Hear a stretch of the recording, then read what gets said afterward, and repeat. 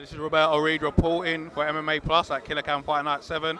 Here with the winner, Ben McGonigle. Now, Ben, I've seen most of your fights. Yeah. They're never boring. But honestly, that was literally the best fight I've seen this year and for a while in the UK.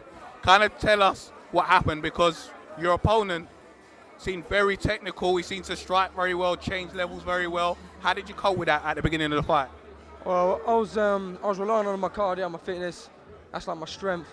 As regard to his technical ability, he's really good. He had great striking.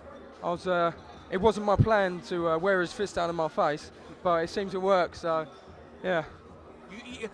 I didn't ever think for a minute that you would give up, you know, because like I said, I've seen you fight quite a few times.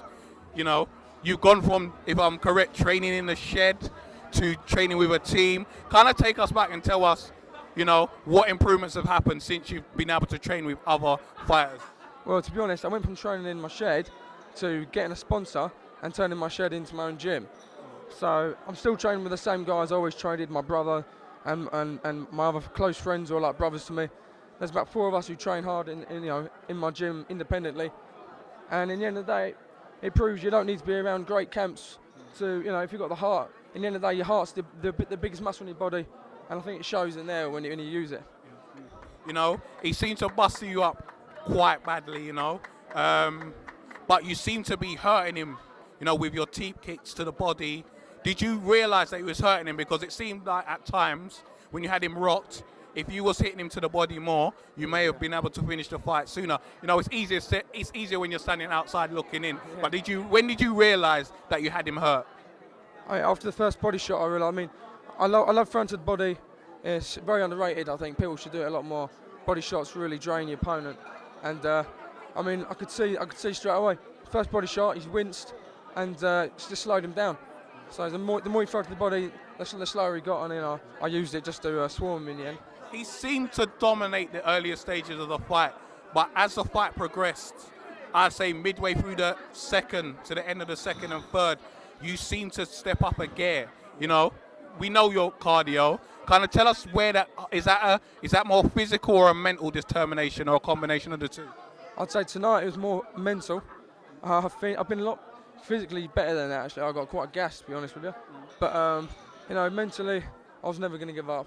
You know, I'll die in there before I gave up. So I think it shows as well, hopefully. Okay. You know, we're going to let you go in a second, but to, you know, close out. You know, you had him hurt in the fourth. You know, can you take us through the closing stage of that fight, or what you remember of it and how it ended? Yeah, at one point, I was close to finishing up against the cage at one point.